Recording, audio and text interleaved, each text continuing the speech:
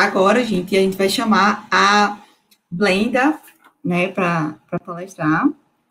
Ela está com a palestra. Ai, meu Deus. Descobrindo exoplanetas usando redes neurais. E Blenda, ela é estudante de mestrado em computação aplicada e ela ama astronomia. Hoje ela trabalha como consultora educacional no César School e atua como cientista de dados no César. Bem-vinda, Blenda. Ah, faltou um negócio aqui. Para Blenda, direito da mulher é direitos humanos e fazemos ser transformadores para fazer a sociedade mais igualitária. Bem-vinda. Olá, todo mundo. Oi, pessoal, tudo bem? Eu vou falar aqui sobre exoplanetas, sobre descobrindo exoplanetas usando redes neurais. Meu nome é Blenda, tá? Eu sou estudante de mestrado em computação aplicada. Tenho como orientando o professor Tiago Ferreira. E eu também sou consultora educacional no César School. E agora, esse mês, eu agora sou cientista de dados lá no César também. Eu sou branca, eu tô usando um blazer e uma blusa branca. E meu cabelo, tô com fone de ouvido e meu cabelo é cacheado. Então, o que é que eu vim falar aqui para vocês? Na verdade, o que eu fiz foi pegar uma base de dados pública, que está lá disponível numa plataforma. E essa base, ela foi gerada a partir da captura de um observatório, de um telescópio, que é o observatório, que capturou esses dados. E o que eu vou fazer com esses dados? Eu vou tentar, de forma automática, dizer se os objetos observados por esse telescópio, eles são ou não exoplanetas. Aí eu vou explicar a vocês como eu fiz isso, tá certo? Então, para isso, eu vou seguir o seguinte cronograma. Eu vou explicar o que são exoplanetas. Eu vou dizer para vocês onde eu encontrei esses dados, como eu fiz a análise desses dados, e a gente vai ter os nossos pensamentos finais. Então, o que são exoplanetas? Certamente vocês devem conhecer muito bem o nosso sistema solar. Ouviu falar, né? Porque da Terra a gente não saiu ainda. E nossa estrela é o Sol. A gente tem 8 planetas. Lembrando que Plutão não é planeta, é um planetinha não. E também a gente sabe que existem outras estrelas. Essas estrelas que a gente olha para elas, elas estão na nossa galáxia, Via Láctea. Então, o que, é que a gente quer saber na realidade? Essas estrelas, elas têm o seu próprio sistema solar. Elas têm planetas orbitando em torno dela. Então, exoplanetas são exatamente esses planetas que estão orbitando outras estrelas que não são o Sol. E para ser um planeta, lembrando aqui de Plutão, ele tem que ter uma órbita lá limpa, e ele tem que ter uma órbita perfeita ao redor do Sol, ao redor do seu Sol, e ter uma órbita limpa. Por isso que Plutão não é planeta, tá? Essa órbita que Plutão faz ao redor da Terra, ela não é limpa. Isso é curiosidade. E como é que eu peguei esse dado? Esse dado não fui eu que fiquei lá observando o céu, foi o Observatório Kepler, que é uma missão da NASA, de 2009, e ele já catalogou mais de 10 mil exoplanetas. E até ontem tinham sido catalogados 4.422 exoplanetas confirmados. Nessa missão, a gente tem um objetivo grandioso, que é encontrar outras terras. E o que seriam essas outras terras? Seriam planetas habitáveis. Seriam planetas em que a gente pode ir lá e dar uma voltinha. Claro que isso é uma coisa muito futurista, tá certo? Mas seriam planetas que estão na zona habitável do seu sistema. Essa zona habitável tem que ser um local que ou não está muito quente, ou não está muito frio, igual onde a gente vive aqui, que tem a Terra e tem também embaixo nessa zona habitável. E como é que é descoberto como é que é observado esse exoplaneta? Então, eles usam uma técnica chamada método do trânsito, que é uma dessas, existem várias técnicas, mas uma dessas técnicas é o método do trânsito. E um trânsito é quando um planeta passa na frente de uma estrela. Vocês estão vendo aí, esse é o nosso Sol, E quem está passando aí na frente é o planeta Vênus. A gente tem Mercúrio, Vênus, Terra. Então, quando o planeta Vênus passa na frente do Sol, vocês estão vendo que a gente está percebendo uma sombra projetada aqui de Vênus sobre o Sol. Então, a gente consegue identificar que um planeta passou ali na frente da estrela. E ele vai dar várias voltas, né, na frente dessa estrela. Então, tem toda uma análise, assim, quantas voltas esse objeto deu na frente da estrela. Tem que saber também o grau de confiança desse dado. E assim vai, então várias e várias características, tá certo? Esse gráfico aqui, eu consigo ver a diminuição da captura de luminosidade que a estrela emite, certo? Pelo telescópio. Eu estou vendo que tem um grau e tem uma diminuição de luminosidade aqui. E é isso que indica quando um planetinha passa na frente da estrela. E onde foi que eu encontrei esses dados? Esses dados, eles estão por toda a internet e porque tem muita gente interessada e elas replicam, na maioria das vezes, os dados, fazem limpezas. Mas esse dado eu achei no Kaggle, tá certo? Que é esse segundo link. Tem o NASA Open Data, que também é livre.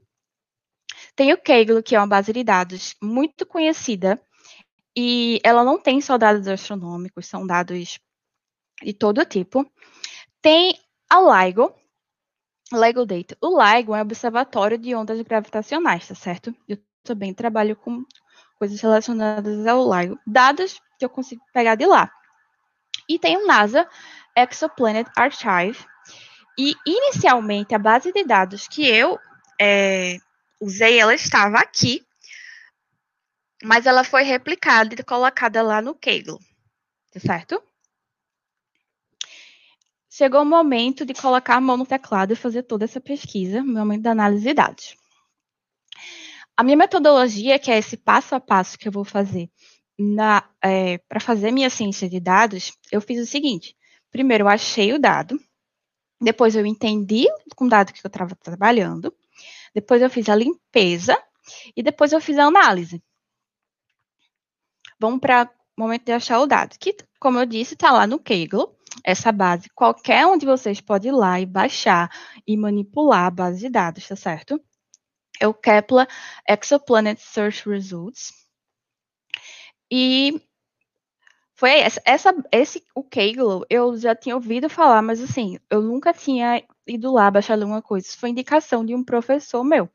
Então, aqui eu estou dizendo para vocês onde vocês acham todo tipo de dado que é lá no Kaggle. Depois eu tive que entender o que eu estava trabalhando, né? Foi quando eu fui no NASA Exoplanet Archive. Eu estou entendendo o que do que eu estou trabalhando? Eu já sei o que é exoplaneta, eu tenho que entender o meu problema. Mas, além disso, eu tenho que entender a minha base. Eu tenho que olhar para a minha tabela e saber o que é que cada coluna indica. Eu tenho dado ali, que é o nome do exoplaneta. Eu tenho dado que diz quantas vezes o exoplaneta passou na frente da estrela. Eu tenho o que diz quantos outros exoplanetas estão naquele sistema solar. E assim vai. Então, eu preciso necessariamente entender com o que eu estou trabalhando. Essa é uma parte muito importante na área de ciência de dados. Eu também não tinha ajuda de nenhum especialista, que seria o astrônomo lá, que queria me dizer como está essa base, quais as colunas eu deveria usar. Mas eu tinha o catálogo e a documentação. Quando a gente trabalha numa empresa, muitas vezes a gente tem alguém para ajudar a gente a entender os dados. Nesse momento eu não tinha, mas a documentação foi muito, muito útil nesse momento, tá certo? Depois veio o momento de fazer a limpeza, que é realmente selecionar quais dessas colunas eu ia usar. E aqui eu vou citar o Ismael Araújo, que ele, como eu, fez uma publicação lá no Medium, no Tower Data Science. E eu fui lá e eu vi que ele já tinha feito a limpeza desses mesmos dados, e ele fez também uma análise, mas ele fez uma análise com Decision Tree. Então, eu fui no repositório dele, eu verifiquei os algoritmos que ele usou, e eu tive toda essa colaboração dele. Por exemplo, a parte de trocar o nome da coluna para um nome mais amigável. Se uma coluna tinha escrito lá KPDS, alguma coisa, eu podia colocar assim, ID do exoplaneta.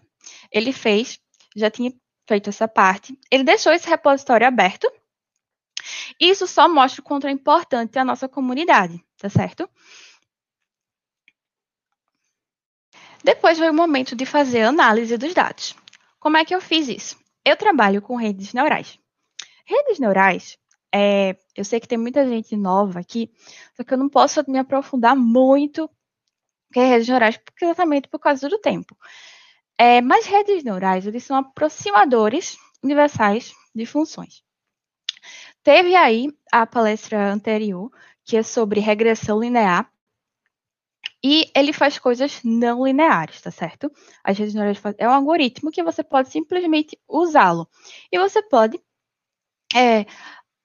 alterar algumas configurações, que no meu caso eu fiz 5 configurações diferentes. Então, ele tem função de ativação, otimizador, learning rate. Ele tem vários tipos de configurações que eu posso alterá-lo. E eu posso exibir minhas redes neurais em forma de topologia. Nesse caso, minhas redes neurais, eu usei um perceptron, tá certo? E 2 multilayer perceptron, uma com 2 camadas, e eu usei 3 com 3 camadas ocultas. Eu variei em função de ativação. O meu otimizador foi o mesmo, o ADA. E eu fiz 2 tipos de treinamento. O com 50 épocas e o com 100 épocas. Já que eu fiz 5 diferentes configurações, e eu fiz 2 tipos de treinamento, eu fiz 10 treinamentos diferentes, tá certo? Aqui são as configurações dessas redes neurais que eu usei também. E eu fiz o sistema 70, 15, 15, que eu estou usando os meus dados para fazer um treinamento. Igual foi falado anteriormente, eu preciso treinar a minha rede e para ela aprender a se comportar como eu preciso. Então, o que é que eu estou fazendo? Eu estou dizendo para a minha rede, normalmente acontece isso aqui.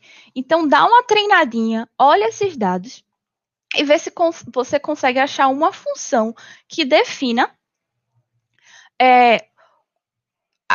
defina esses dados. Então, depois eu vou fazer o seguinte, qualquer dado que eu colocar lá de entrada, se for parecido com o dado que eu coloquei no treinamento, aí ele vai conseguir fazer o que eu quero. E o que é que eu queria?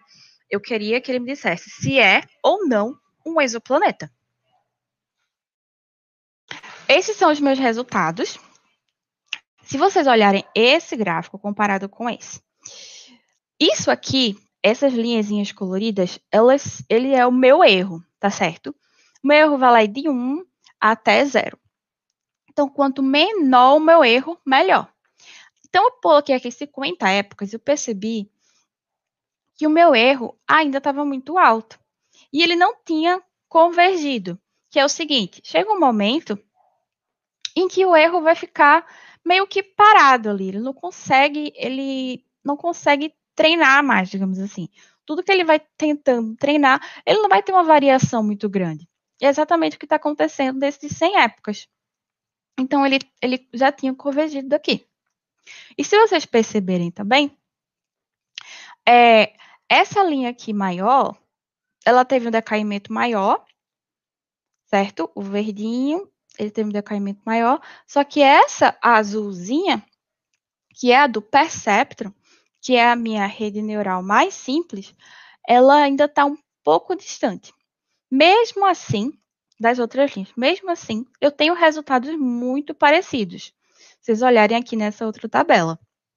Vamos olhar essa primeira coluna aqui, tá certo? O que é que eu consigo dizer com isso? Esse aqui é a minha acurácia, como se fosse o contrário do meu erro, vamos dizer assim. Então, eu tenho uma acurácia aqui de 0,95, seria 95%. E como é que posso ter concluído desses meus resultados? Esses foram resultados preliminares iniciais, meio redundante, Mas é porque essa foi uma análise muito inicial mesmo, tá certo? Como eu falei lá do Ismael, ele já tinha feito uma análise, mas com árvores de decisão. E observando a métrica da acurácia, a dele foi de 96%. A minha foi um pouco mais baixa, foi menos robusta do que a dele. Mas a gente não pode dizer, certamente, se é melhor ou pior, porque esse foi o início dessa pesquisa. Então, a gente precisa sistematizar melhor os experimentos, fazer bem mais experimentos com outras redes, com outras configurações. E, consequentemente, a gente vai ter uma consolidação dos nossos resultados. And eu tenho um plus que eu queria agradecer, porque esse trabalho que eu fiz, ele aconteceu por causa de uma grande rede de colaboração. Eu tenho aqui a agradecer aos meus professores, certo? O professor Valmi, ele foi meu professor de redes neurais. Esse foi um trabalho de disciplina, tá certo? E esse é o professor Tiago, que é o meu orientador e que me ajudou a realizando esse trabalho. E tudo que eu fiz foi usando um computador e internet. Então, eu estou falando aqui da astronomia, de uma base de dados nos Estados Unidos, foi gerada pela NASA, e é uma coisa assim muito grandiosa, e às vezes parece bem distante de nós, mas esses dados, eles estão abertos e disponíveis para a gente. Eu usei um computador, meu computador que eu usei é um Mac, o que eu estou usando agora é até o Windows. Eu usei foi um computador pessoal, que é um Mac, mas com certeza, pela complexidade das minhas redes neurais, você consegue fazer com computador com menos poder computacional, certo? Usei Python, de praxe, né? Já teve até oficina hoje de Python, Python 3.6, e para fazer os algoritmos de redes neurais, eu usei o PyTorch, tá certo? Outras conquistas desse trabalho de disciplina. Eu fiz uma publicação lá no Medium, não sei se vocês conhecem a plataforma, eu acho que sim, que foi essa aqui, ó, Discovering Exoplanets, usando redes neurais. E chegando lá, eu fiz uma publicação no meu blog pessoal, e o Tower Data Science, que é a maior plataforma de Data Science do Medium, me convidou para publicar no blog deles. Isso foi muito, muito massa. Eu não fazia nem ideia que isso podia acontecer. Eu estou aqui hoje dando uma palestra para vocês, uma mini palestra para vocês. Eu estou muito feliz. Meu resultado está lá no GitHub também, para quem quiser acessar. Esse artigo também está lá no Medium, para quem quiser acessar. E queria só agradecer a oportunidade de estar falando aqui com vocês. Muito obrigada. Essas são as minhas redes sociais, se vocês quiserem entrar em contato. Posso deixar no chat também o link, tá, das publicações. Queria saber se vocês têm alguma pergunta. E é isso.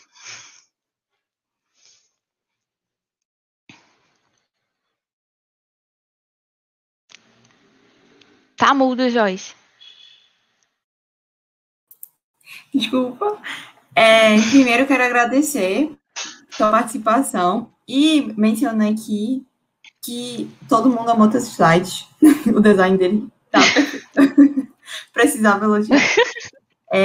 Obrigada. A gente teve algumas perguntas, sim, tá? Primeiro, eu quero trazer um comentário aqui da Juliana Barros. A palestra incrível, parabéns. Obrigada. E teve uma pergunta aqui da Ana Carla Maria Magalhães de Menezes. O que significa o optimizador e as épocas? Você tem algum livro, artigo que explique o significado dessas coisas e de como usá-las melhor para treinar o modelo? Eu tenho sim. Tu pode variar o teu optimizador. Que tu pode usar porque o de praxe na rede neural é o gradiente descendente. Mas esse Adam, ele usa mais 2 parâmetros que a gente pode mexer também. Que, se eu não me engano, é o momento e tem um outro que eu estou esquecendo o nome. Então, eles são usados na hora do treinamento, sabe? E, assim, eu vou deixar o link lá do Medium para vocês. E, assim, eu uso muito o Medium para umas coisas que eu não sei e muita gente explica, muita gente que é cientista de dados está lá e explica muito bem isso. E você pode realmente ir lá. Eu tenho, no meu próprio artigo que eu fiz, eu tenho, assim, uma referência que explica toda essa parte matemática mais aprofundada das redes neurais. Deixa eu botar aqui. Então, o optimizador, ele é o algoritmo usado na hora do treinamento, certo? Tem mais algum? Tem uma aqui da Havana. Tem sobre as épocas também, né? As épocas, elas são assim. Isso. As épocas é quantas vezes a gente vai e volta com esse treinamento. A gente tá indo, faz o treinamento, aí tem lá um erro que dá. Aí a gente usa o otimizador, faz um cálculo e tenta diminuir esse erro. Aí quantas vezes vai e volta esse treinamento, a gente chama de uma época. Isso deu para você entender. Se quiser, pode continuar perguntando para mim depois.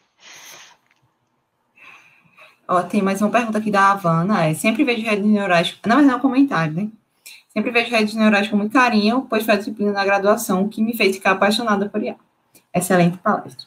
Que massa. Bom, obrigada. Quero agradecer, Blenda, a sua participação, né? Foi a última palestra do dia. Muito obrigada. Agradecer também todas as patrocinadoras. Desculpa, todas as palestrantes que participaram aqui com a gente. E queria chamar também as embaixadoras do IT Recife 2021 para a gente encerrar aqui. Olá, pessoal. Meninas. Boa noite. Boa noite, Joyce. Obrigada de novo também a todos os palestrantes, todo mundo que está aí com a gente até agora. Ano que vem tem evento de novo. Se tiverem pessoas embaixadoras do IT, para saber mais sobre o que é o IT, né, entra no nosso site, o IT Recife, .com.br, que tem informações tanto sobre o IT Recife quanto o IT Global também, da iniciativa WIDES, que tem o intuito de incentivar mais mulheres a fazerem parte da área de ciência de dados. E agradecer aqui também, né, de novo a todo mundo. E eu não sei se as meninas vão falar, mas também já vou adiantando. Quem quiser ser embaixadora, também é só entrar em contato com a gente pelas redes sociais ou mandar e-mail para o itcif@gmail.com e também ser uma das embaixadoras, porque é um trabalho voluntário. Então, não é só a gente. Obrigada, pessoal. Boa noite, minha gente. Obrigada para todo mundo que está aqui, que veio só para assistir uma palestra, ou que está aqui às 2 horas com a gente. E foi massa. Obrigada às palestrantes, às apoiadoras, né, a Trilho, que apoiou, e também a comunidade Paletes Recife e todas as comunidades do WIDES que estão pelo Brasil, que divulgou o evento e que trocou figurinha, que a gente troca muita figurinha. E reforçando o que a Fernanda falou, se interessou para participar da organização do evento, vem conversar, que ano que vem tem mais. Né? E quer fazer alguma atividade ainda durante esse ano, também vem falar com a gente, para a gente combinar isso aí. E obrigada a todas. Boa noite, e só para lembrar que poderíamos começar a nos preparar desde já para poder participar do Datatom, que acontece todo início do ano, do WIDES. Boa noite. Não, e além disso, né, a gente tem outros eventos durante o ano. Desculpa, meu fone travou. Além disso, a gente tem alguns outros eventos durante o ano. E aí, as pessoas também que se inscreveram lá para palestrar no WIDES 2021 e que não conseguiram, né, assim, não foram pré-selecionadas para esse evento especificamente, depois a gente vai tentar fazer novos eventos para trazer essa galera, porque tem muita coisa boa, teve muita palestra muito boa, só que, assim, era preciso escolher, né, a gente só tinha um dia de evento, mas foi sensacional fazer parte disso, e obrigada a todo mundo que assistiu aí hoje. Tchauzinho, gente. Até a próxima.